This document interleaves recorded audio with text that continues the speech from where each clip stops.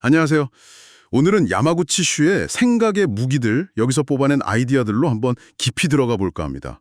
인간 행동이나 사회 구조, 우리 자신에 대해 좀 새롭게 볼 수 있는 그런 생각의 틀을 같이 발견해 보는 시간인데요. 고대 철학부터 현대 심리학까지 쭉 훑어보면서 당신에게 좀 신선한 관점을 줄 만한 그런 핵심 아이디어들을 나눠볼게요. 네, 좋습니다. 우리가 어쩌면 너무 당연하게 생각했던 것들 있잖아요. 거기에 좀 질문을 던져보는 그런 시간이죠. 단순 지식 전달이라기보다는 당신의 생각이나 일상에 직접 영향을 줄 만한 그런 개념들을 좀 파헤쳐보려고 합니다. 좋습니다. 그럼 첫 번째 주제로 바로 들어가 볼까요? 설득에 대한 건데 아리스토텔레스 생각부터요. 사람을 움직이려면 논리, 그러니까 로고스만으로는 안 된다고 봤잖아요. 네, 맞아요. 그것만으론 부족하다는 거죠. 오히려 그 상대방에 대한 신뢰, 에토스라고 하죠. 그리고 말하는 사람의 어떤 열정, 파토스. 어쩌면 이런 게 더 결정적일 수 있다. 이렇게 본 거예요. 그래서 아무리 논리적으로 맞는 말이라도 우리가 쉽게 설득 안 당할 때가 있잖아요. 그 이유가 되겠네요. 그렇죠. 근데 바로 여기서 소크라테스나 플라톤의 경고가 또 재미있어요. 이 사람들은 오히려 그럴듯한 말솜씨, 수사학이라고 하죠. 이게 사람들을 잘못된 길로 이끌 수 있다고 본 거예요. 위험하다. 오히려요? 네, 진실은 그런 화려한 말이 아니라 그 차분한 대화 속에서 드러난다. 이렇게 믿었죠. 그럼 에토스, 파토스 이런 감정적인 힘은 인정하되 그게 또 잘못 쓰일 수 있다는 걸 알아야 한다 이런 거군요. 바로 그겁니다. 핵심은 이거예요. 당신이 누군가를 설득하거나 반대로 설득당할 때 논리 외적인 것들이 작용한다는 걸 알아야 하고요. 동시에 그게 어떻게 진실을 가릴 수도 있는지 좀 비판적으로 봐야 한다는 거죠. 이게 첫 번째 생각의 무기입니다. 네, 비판적 성찰 기억해두겠습니다. 자, 그럼 다음으로 넘어가 보죠. 예측 불가능함의 매력, 스키너 상자 실험 얘기네요. 네, 스키너 상자. 간단히 말하면 보상을 어떻게 주느냐에 따라 행동이 달라진다는 건데요. 특히 그 보상이 언제 나올지 모를 때 이걸 변동 비율 스케줄이라고 하는데 이때 쥐들이 레버를 제일 열심히 누르더라는 거예요. 보상이 확실할 때보다 오히려 더 집착하게 만드는 거죠. 와, 이거 완전 우리 얘기 아닙니까? 스마트폰 알림 계속 확인하고 소셜미디어 끝없이 내리고 언제 뭐가 뜰지 모르니까. 맞아요. 정확합니다. 중요한 건 보상 자체에서 오는 쾌감, 오피오이드 관련이라고 하는데 그거보다도요. 보상을 기대하고 추구하게 만드는 그 도파민 시스템 있잖아요. 그게 이런 불확실한 상황에서 훨씬 강력하게 작동한다는 거예요. 도파민? 네. 예측 불가능성이 아주 강력한 동기부여 엔진인 셈이죠.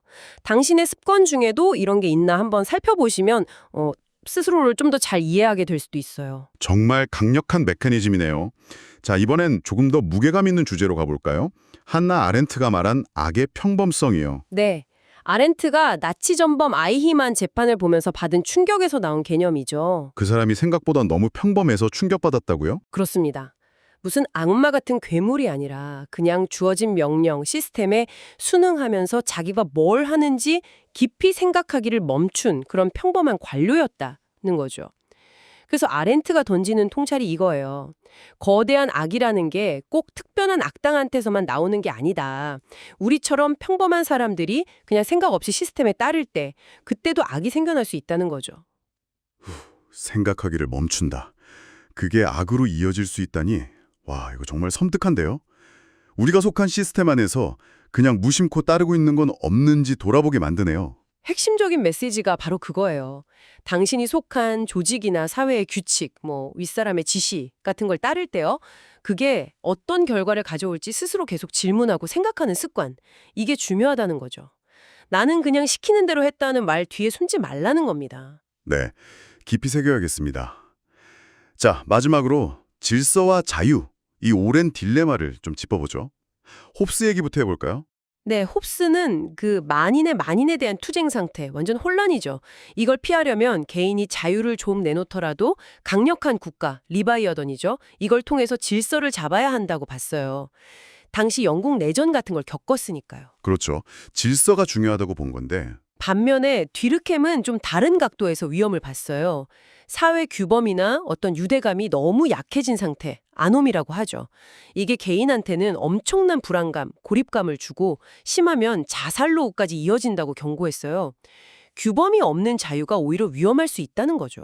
그러니까 질서가 너무 강해도 문제고 너무 없어도 문제고 이 균형 잡기가 정말 어렵네요. 네, 중요한 건 완벽한 정답은 없다는 걸 아는 것 같아요. 사회나 시대에 따라 그 균형점은 계속 달라져야 하고요. 당신도 일상에서 작은 규칙 지키는 것부터 뭐 큰 법이나 제도까지 항상 이 질서와 자유 사이의 긴장 관계 속에 살고 있다는 걸 인식하는 게 중요합니다. 오늘 정말 여러 가지 생각의 도구들을 살펴봤네요.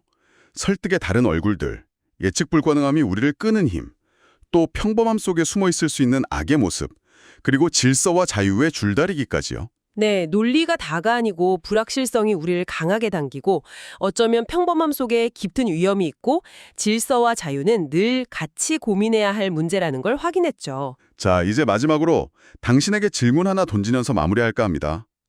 오늘 우리가 나눈 이 생각의 도구들로 당신 주변의 세상, 또 당신 안의 동기들을 얼마나 의식적으로 돌아보고 계신가요? 어쩌면 한나 아렌트가 경고했듯이 지금 우리에게 가장 필요한 건 생각하기를 멈추지 않는 힘, 바로 그거 아닐까요? 이 질문을 한번 곱씹어 보시면 좋겠습니다.